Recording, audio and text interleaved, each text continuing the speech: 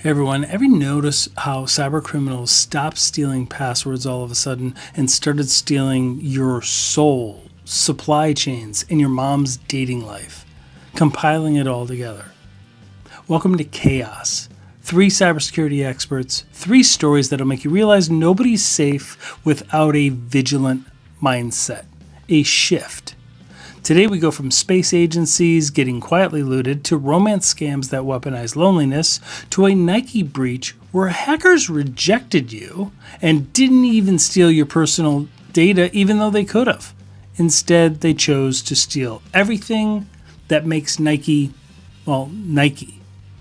This is organized crime with psychology, patience, and a successful business model. Stick around for our hack or hype episode. We're really excited about this. We have fun and reveal never before published details about these stories. If you still think cyber risk is just a tech issue, this episode will feel like an ice cold shower. This is Cybercrime Junkies. And now the show.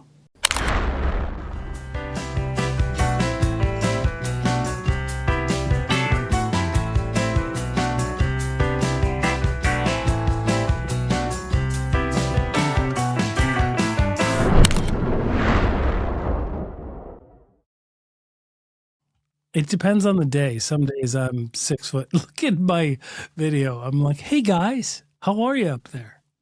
How's the weather All right. up there? Okay, let me do this. Here we go. Right now we're that's minus 21 with the wind, minus 21 Fahrenheit. I took a moment like 10 minutes ago to put the garbage out. You know, I guess tomorrow is a garbage recollection, and I don't know how they will do it. And I felt it. I says, no, just let me get with the sweater out, and it's just to pull. Oh, yeah. Oh, unbelievable. Well, today we're going to each talk about, so here, let me just start this. So yeah, Thursday is our garbage day, but it's already, every time I go outside, it's freaking cold. I do want to show you something, but today I'm going to show it to you in just a second. So welcome everybody to Hacker Hype. I am your host, David Morrow, along with a nebulous panel. Look that word up. We have Zach Moscow and Dr. Sergio Sanchez. Welcome, gentlemen, and I use that term with utmost respect. Hello, Fred. How are you? So, Sergio, I put together a little something. I just shared it with Zach before we went on air, and hopefully you'll be able to see this and enjoy this. About it! Very All right. The lesson here is that Dino has way too much time on his hands. This is what happens when my wife goes out of town with my daughter. I have late nights going like, I got an idea. Oh, that's a funny meme. Let me throw that in. And then this other thing. He's productive. I'm productive. You can't right? argue. Somewhere there is a job waiting for me where I can just make memes. Like, yeah, there you go. Sounds like a friggin' awesome job. All right, so welcome everybody to to Chaos. What we're going to do is we have each one of us brings a story so that we can all stay updated, right? And we all, because there's a lot of news sources. We call, and there's different lessons from each one. And so each one of us brings a story. So I'm going to turn it over to which gentleman would like to, anybody, do we have volunteers? I start last time. Go ahead. Okay. I'll take it. Mr. Zach Moscow, what is your story? What's going on? Good afternoon, guys. So I don't think it's come up on this podcast, but I'm really into space and into space programs and space technology and astronomy and the James Webb Telescope. Excellent. There's a story that I saw, actually kind of 2 events from the last month that really gave me pause. The European Space Agency, the ESA, which you're probably familiar with, it's one of NASA's big partners on most of their high-profile projects, has had 2 pretty significant breaches back to back. One in late December, one in early January. We're talking hundreds of gigabytes of data. They are claiming that none of it is classified, but it's still engineering, operations, credentials, a lot of really So it sensitive could be used stuff. for later on logging Exactly in. right. Yeah, Because that's scary. so they're That's obviously scary. doing a ton of forensics, and they're, I'm sure, going to do a lot of system and access changes to make sure that whatever was exfiltrated, hopefully, can't be used again to get into anything sensitive. But it just goes to show you that no matter how excellent your vision is, your sense of purpose, that doesn't make you untouchable in the cybercrime world. And it's really sad because they're really doing interesting things, and I personally can't support them enough. But yeah, they're dealing with a lot of repercussions of these two events. Well, I love Tang, and so I always thought of being an astronaut. I mean, Tang is delicious. It is is one of the. I mean, I love the space program. I think that. I mean, I used to love. I've always had telescopes. I've always studied it, but I took an astronomy class in college, thinking, "Hey, what a cool, what a fun thing, right? Like, that's great. Like, how can you not look up at the stars and it feel was so wonder? hard. It was so hard. It was all physics. I was like, dude, what is all this math and physics? And like, I was like, this is really hard. But then when I got into it and I learned some of the formulas, then I was like, oh, this is so cool, because then you're able to understand how the planets move around each other and how to do the formulas to predict things. It was really cool. True story. I have a niece who is a PhD candidate in astronomy at UC Merced. Wow. And she visited us over the holidays, and we got to talk about some of the things that she's working on. And yeah, it total fanboy. I just think it's the coolest stuff. Oh yeah. Well, let me tell you, my hero growing up wasn't, well, besides Superman in the comics, in real life was Carl Sagan. And now I love Neil deGrasse Tyson. I mean, of course, very interesting way of seeing life, see the stars. And I will remember forever, a phrase of Carl Sagan says that everybody is made of stardust. Right. And it's the truth. And matter, basically, chemistry is telling you the truth. It is. There's that, and there's the little blue dot. That's my other favorite. Yes. The little blue dot. That's all amazing. right. Sergio, what you got this week? So, I guess when this episode is out will be February, which is the month of love. I have nothing to do, so it might come up freaking tomorrow. All right, perfect. Like I've got a long queue of recorded episodes, but I always put us first. So, well, sorry, I didn't mean to cut you off. Anyway, we are going to very soon celebrate the month or the day of love and friendship. Yes. And with that in mind, my new hobby that I found very funny, and actually I post a lot of that in LinkedIn, I love to hack, or I love to hunt hackers wannabe or scammers wannabe.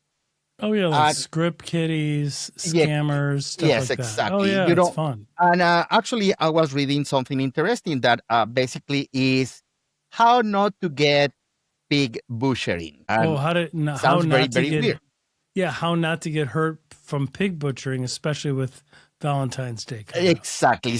I just want the people to imagine that they receive, and I guess you guys get this, I get it very often in every single social network or even in my phone. We get these texts that are from gorgeous people. Yeah, it's like, hey, Dino, what are you doing? Or hey, buddy, how are you doing? You're like, yes, exactly. Or hey, are you coming for dinner tomorrow? Right. And normally the people will say, I'm so sorry, who is this? And they normally will answer, oops, sorry, wrong number. But they start chatting. And they are very charming with you. They try to get in a friendship with you. And sadly, some people fall for that. It's a lot of people that are alone, people that they want to be loved, and people that they are sadly being used because of that. So these people establish a friendship and a relationship with these people that just answer, hi, wrong number. Oh, I'm so sorry. I hope we can be friends, blah, blah, blah. Right. Week later, after talking to you and says every day, every morning, hi, good morning, my love, or at the night, hi, good night, my love, sleep well, blah, blah, blah, they start mentioning crypto investments. Yes. And the funny part here is you get convinced by that, you try a little bit, and you start making money. So they are pushing you later on, like, hey, you invested $100 and now you have 200. You see, it's working. Why you don't invest, $5,000? And sometimes, in some cases, the people invest the $5,000 and then they get $2,000 more. And the problem is when it says, hey, what about if you put everything you have? And you see, you are making extra money. Why not? Congratulations, you got Pig Butcher. And actually, that's the actual name. And it's given by the Chinese people that they do this. In Chinese, it's called Sha Su Pan. And means that slaughter the pig, which the idea is they fatten the pig with love and trust, and they slaughter financially. And you are the pig. Great, right? Don't. Well, yes.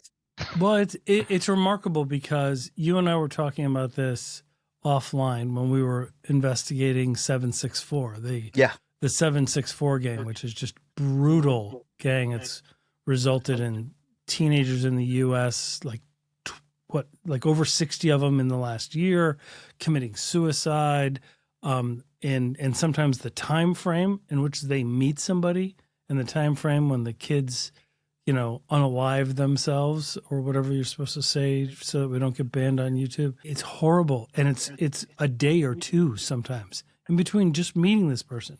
And what they said they do is one of the psychological tactics is they love bomb up front, like you were describing. And then they pull away, they cut it off so that the person is so needing, like you mentioned, they wake up and they're talking to them. They go to bed, they're the last person they talk to, right? And it shows one of the risks of having teenagers or younger with a phone or a tablet alone in the room. You don't necessarily even know. Sometimes they're in the room right next to you, and you don't necessarily know what they've got no perspective. They've got no experience. They've got no awareness, no life experience of that they are being manipulated. Right. But now let me finish to tell you about this, because also it's a sad part from the other side. So the American government discovered is the FBI that $10 billion were scammed in 2024. But now also something that they discovered too is a lot of these people that are trying to scam you, they are trafficking victims. It's people that was kidnapped and then sent to a compound in South Asia. It says that around 300,000 people from 56 different countries are held in these scam factories. Yep, and they keep them there, right? The scammer is also a victim. And the way that they get them is by actually, believe it or not, offering a job. Like legitimate jobs. Yep. Exactly. Legitimate job. And then, yes. And even they pay the first week of work. And then they says, hey, we need you to come to Thailand because the headquarters are in Thailand and we will pay, the airplane and the stay. And of course, people go.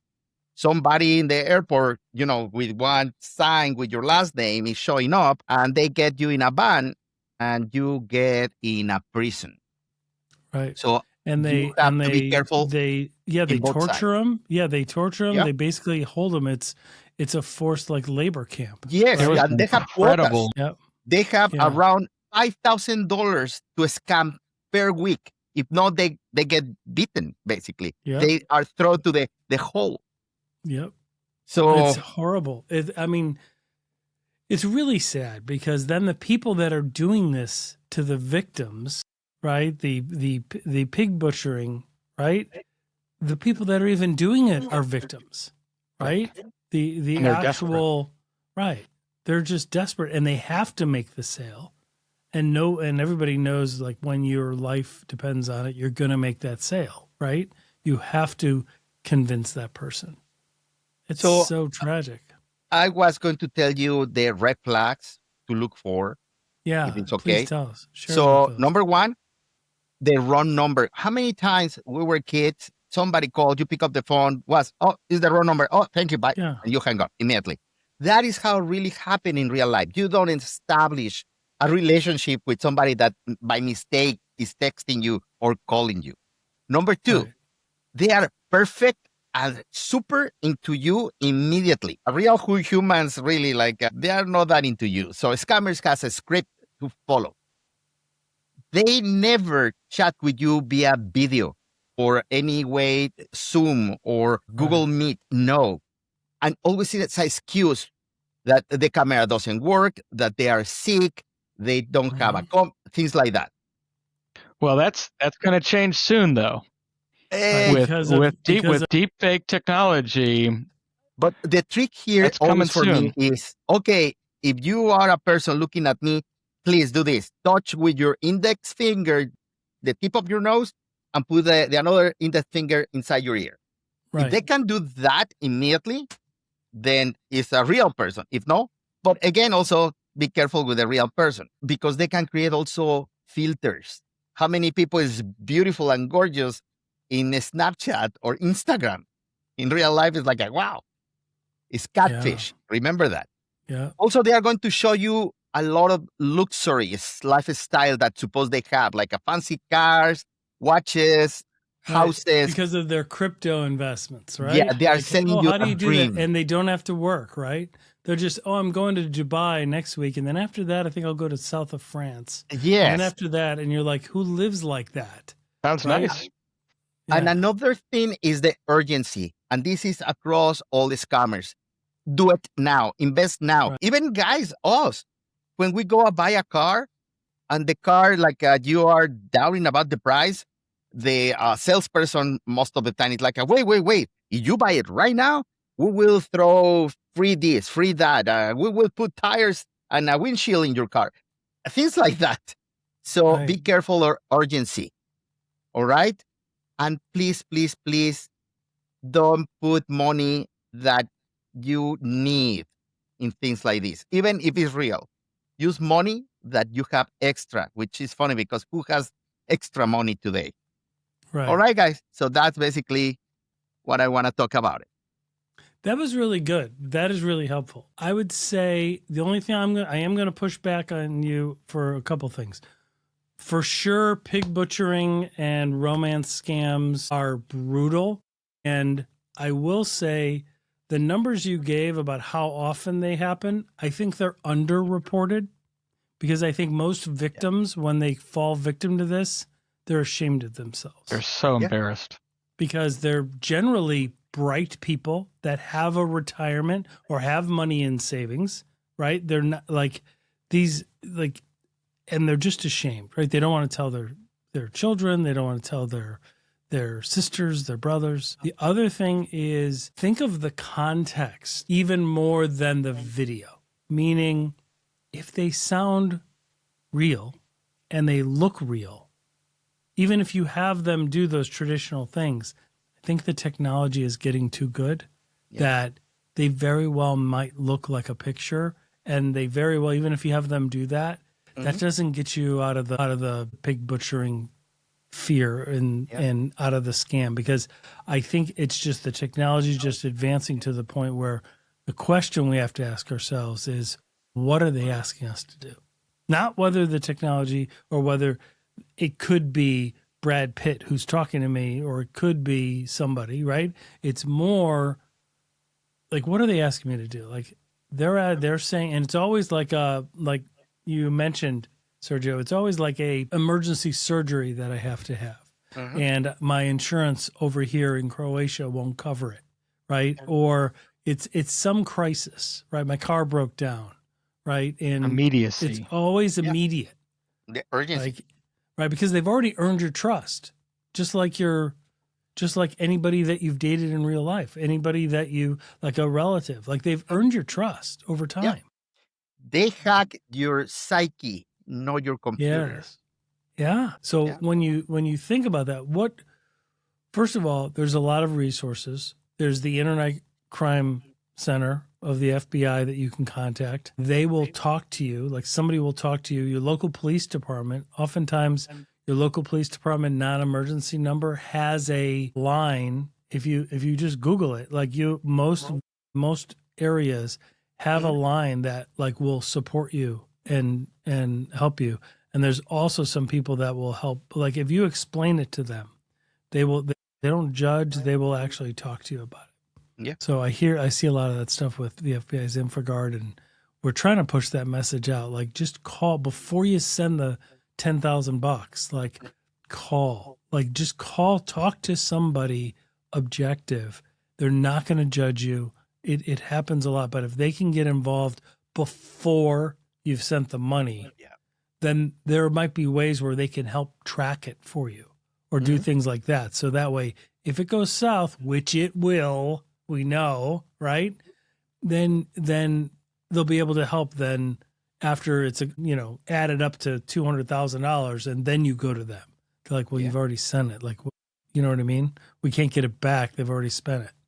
A second set of eyes, a second perspective. We talk about that in business transactions. We talk about it in every interaction that you have. If it's financial, it's always a good idea. Absolutely. And with parents and kids. Yeah. Doing that with like the 764 gang, just let your kids know they can come talk to you. And always talk to me. Absolutely. Always talk to me. Like no judgment. You will not get in trouble. Well, Dad, I took the phone and I did this and I sent I really love this person. I thought it was so, I sent a nude photo or whatever, a compromising thing. It's like, it's got to be okay as a parent to go, it's okay. Yeah. It's okay. Just we're gonna figure this out together. Right. We'll figure this out. And I hope a lot of parents hear this podcast or another places that we express this, the technology people, that they are responding correctly to the kids, that they are not screaming at them, that they are not reacting in a way that actually the kid will cut communication immediately, because that is priority number one. And now that the parents hearing this podcast or all podcasts of us, they can now have the knowledge, like, no, my son or my daughter weren't really, in love with a person. Probably it's a bunch of fat guys in the basement of a parent doing evil things. Right. So be aware of that. Sadly, also, it's not about kids. It's not about people look for love. Also, it's people looking for jobs. Right. I found that's exactly right. It's people out there looking for jobs. Today, I receive a offer for a job like CISO in a company that is in England, and the base salary is $450,000. Well, that sounds like a great job. Sounds like a great job, Sergio. Yeah, send me that link, will you? Yes. I'll go to Thailand. And then I'll go to Thailand. You see the person sending you the information, and it's an architect. Like, I was expecting mostly a human resources person at least. Yeah. But an architect offered me a job like a CISO. What can be wrong about it? Right. Again, architecture is blowing up these days. Yeah. It's a great industry. All right. My story number 3, and then we're going to do a quick thing of hacker hype, because I went to the trouble of doing a video. You have the video already. Yeah. Please. Okay. So Nike apparently. That's a good one. And allegedly, all of this is considered allegedly for the lawyers in the audience, is investigating a major data breach. But it's not what we assume. When we report on data breaches, it's usually what?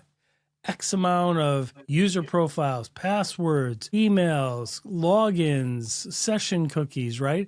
It's the users, the employees, or the customers that get breached. Mm-hmm. Not this time. It's not what we think. Breaches are mostly commonly like thefts of, regular credentials, right? This one's totally different. That's why it's a story. This Nike breach didn't steal all of those. They left all of that data there. Isn't that weird? I've just thought that was weird.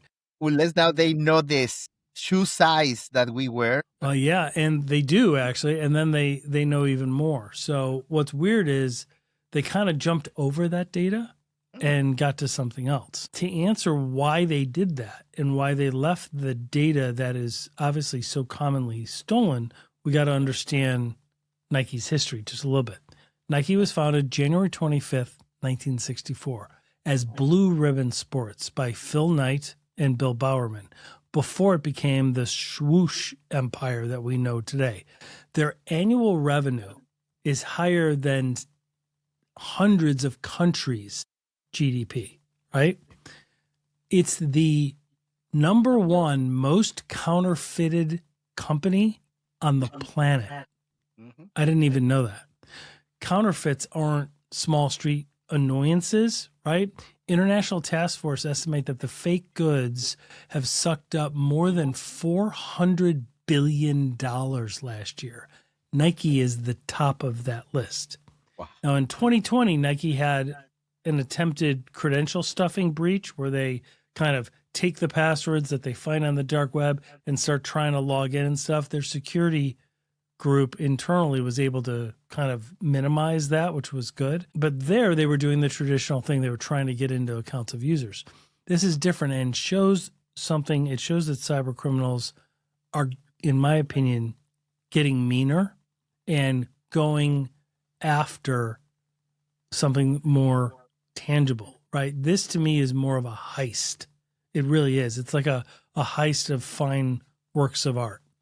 WorldLeaks is the group that did this or allegedly did this. They posted samples of the data on their dark website and that got everywhere, right? Because they also are present on the regular web. Now, who WorldLeaks is they spun off from Hunters International, who shut down this past July after the FBI took down Hive.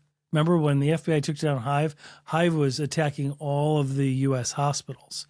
The FBI took down their infrastructure. So Hunters International came from, Hunters International saw that and they voluntarily shut down all their stuff.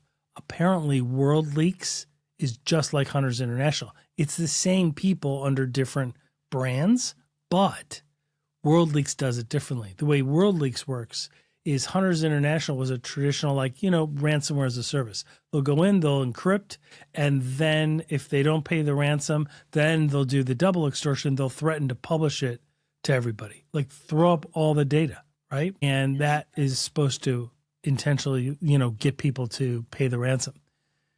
WorldLeaks doesn't do that. WorldLeaks doesn't encrypt the data. They just go in, steal data, and then threaten to publish it if you don't pay. Now, look, that may or may not work. When the FBI gets involved, they're going to say, look, don't pay ransom because we're funding criminal enterprises. But we understand that you have a business to run, and for business reasons, organizations often pay. Having said that, WorldLeaks doesn't even do that. WorldLeaks just goes in and extorts, right? It's pure extortion, right? So they exfiltrate the data, which is a fancy word for steal the data, and then they do that. But they don't focus on the standard stuff that we report on. The standard stuff that we report on is credentials and stuff. Here, they got the big stuff. So here's what they did. They got 1.4 terabytes of data. That's 188,000 big files. That's a lot. Yeah, it was all intellectual property. That's all they took. Wow. This was targeted. They took product designs, pricing, manufacturer info, supply chain info. Wow.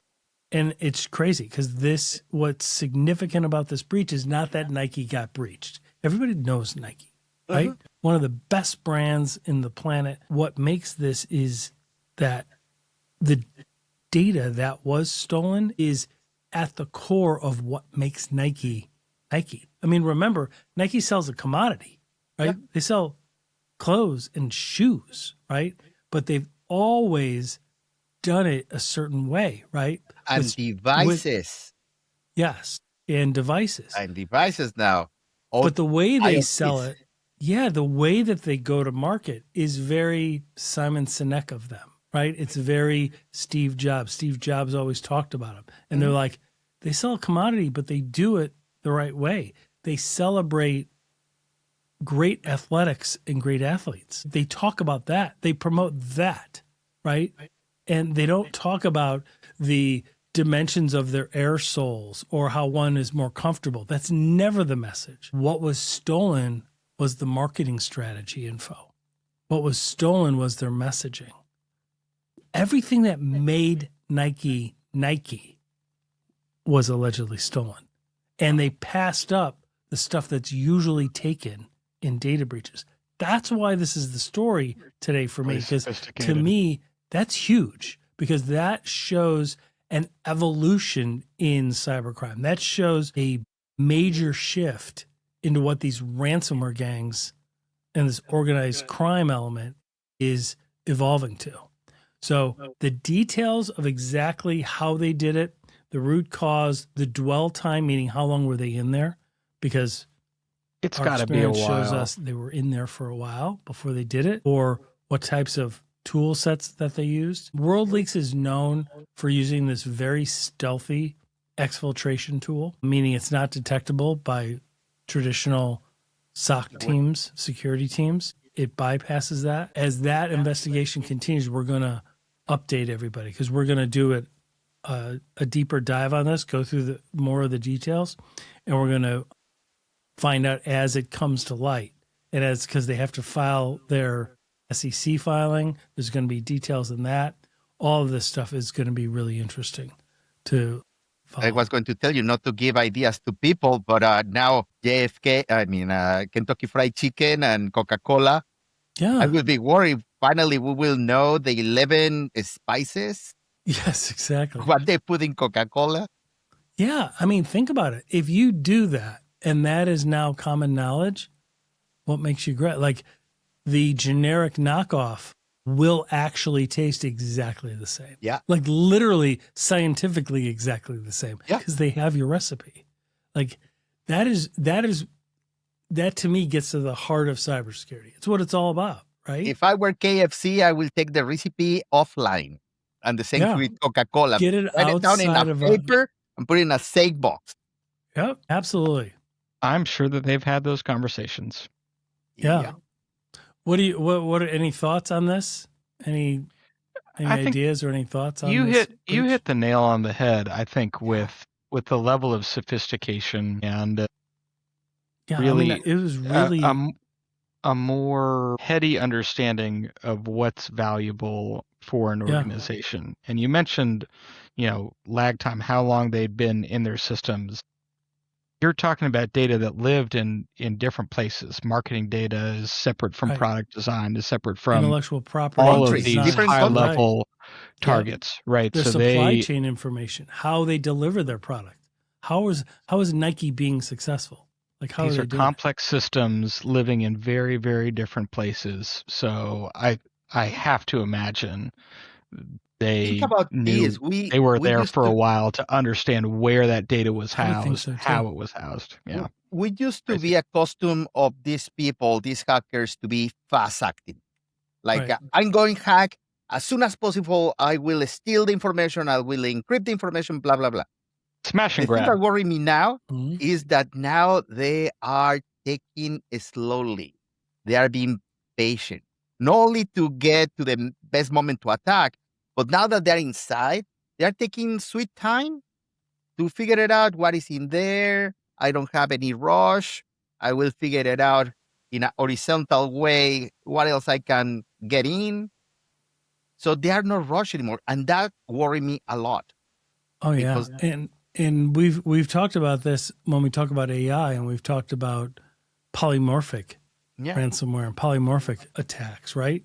And I don't know if that was involved here, but I wouldn't be surprised. And what that is they build these tools that have AI in it that learns on the fly. So they launch it once and it gets in. I'm just telling you, poor Mrs. Buttermaker over in the third floor cubicle working at Nike, who clicked some random invoice or something.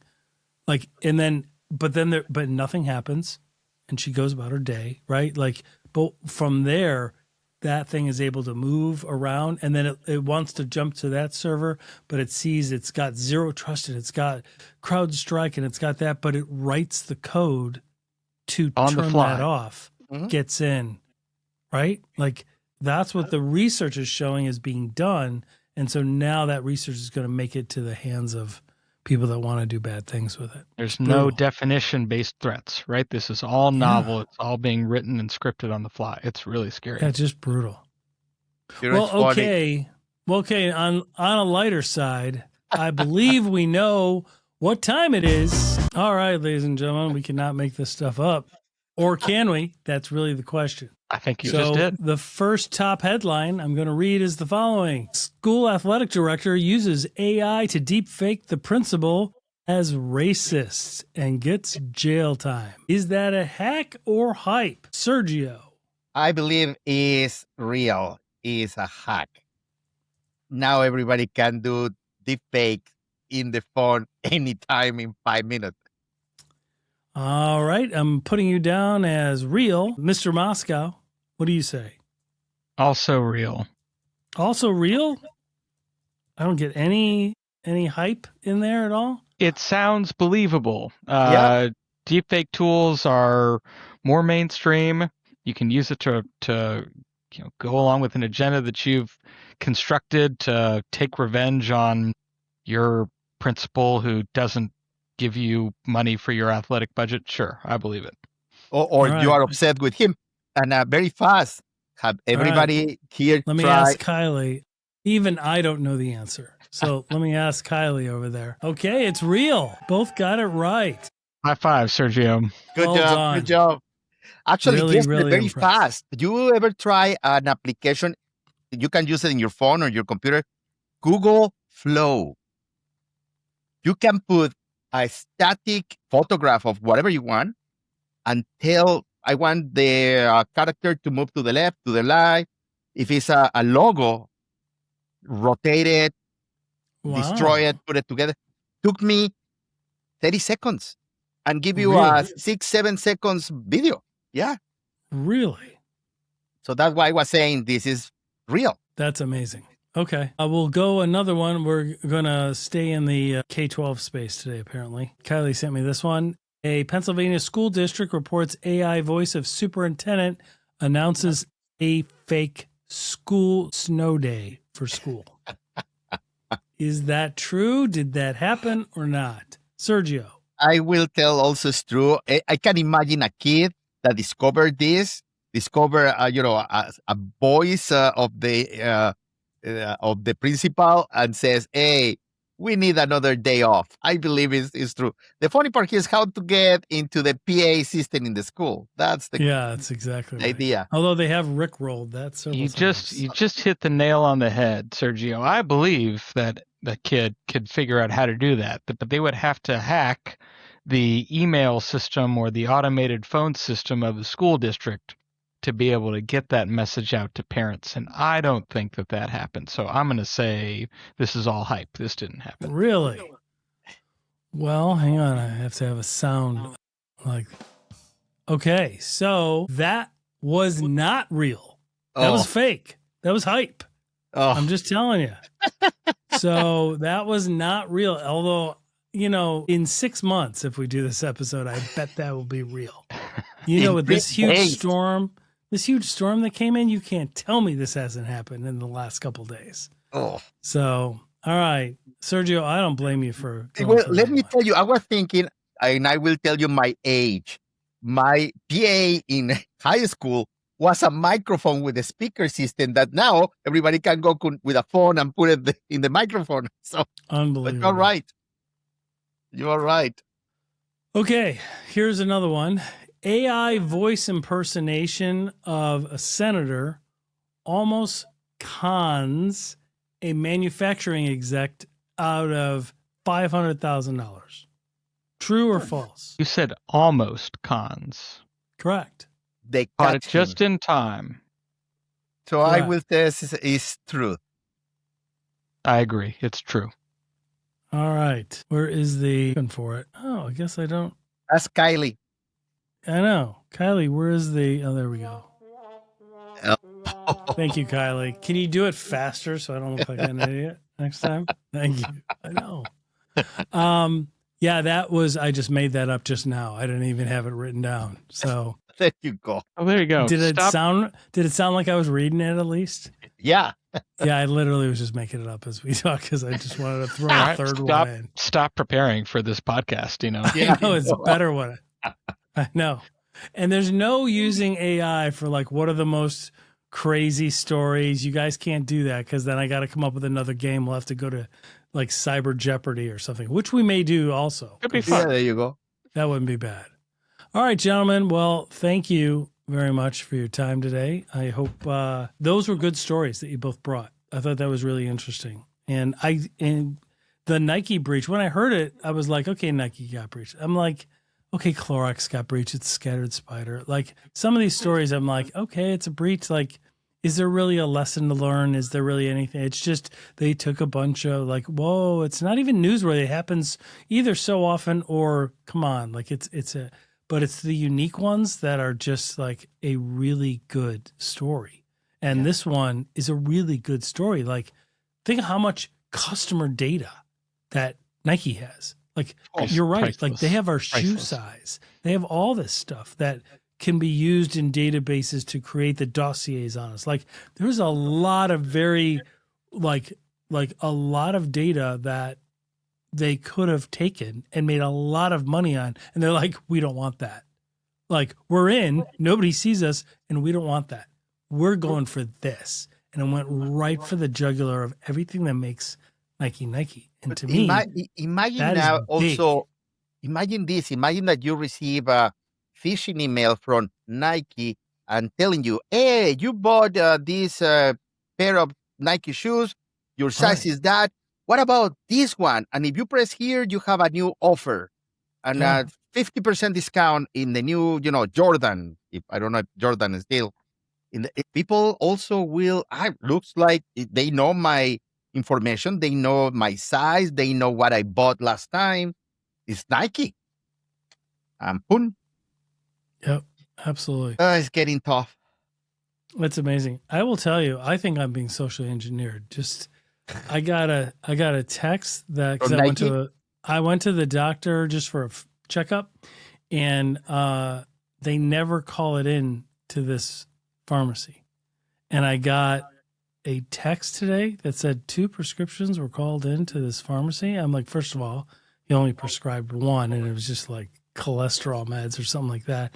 And the other, then I just got a call. Hey, we don't have your insurance information. We need your insurance information, please, in order to set up your profile. I'm like, yeah, because we're not using you guys. You know what I mean? Isn't that weird? Like, and it came out like on my phone just now. It said that this pharmacy that I don't use was calling, like my doctor. So now to verify, I need to just go into my portal and see where it was called in, which I know it wasn't called in there. Yeah, absolutely. Yeah, call the real number. But how believable. Like it came from Walgreens, right? I just got a call from Walgreens. I don't get my prescriptions filled there. This is cyber awareness in action. So you're going to go into your portal and verify there, and then you're going to Google the name of the pharmacy, and you're going to call the number that's listed on their website, not the number that your call came in from. Exactly. And see if that matches. Right. Don't call the number that just called me. Actually find the local number. Find the pharmacy, find their registered business phone number. Yep. Yeah. That's it. I told you that my new hobby is try to hunt these con people. Oh, yeah. So the thing that I'm thinking to do now is I will do that with you all day long. Look at, like, I will be in the character of Han Solo or Indiana Jones. Like, hi, who are you? He's like, I don't know. He's like, I got a bunch of small kids that are home for I don't have time for this. I got no time to be hunting the bad guys. I'm like taking off my shirt going, I'm on. Let's go. We got a full tank of gas, a carton of cigarettes. Let's go. I got sunglasses on. Let's go. I'll leave the fight to you guys. Jeez. All right, boys. Hey, thank you so much. And we will talk to you guys soon. Thanks. Thank you. Bye-bye, guys.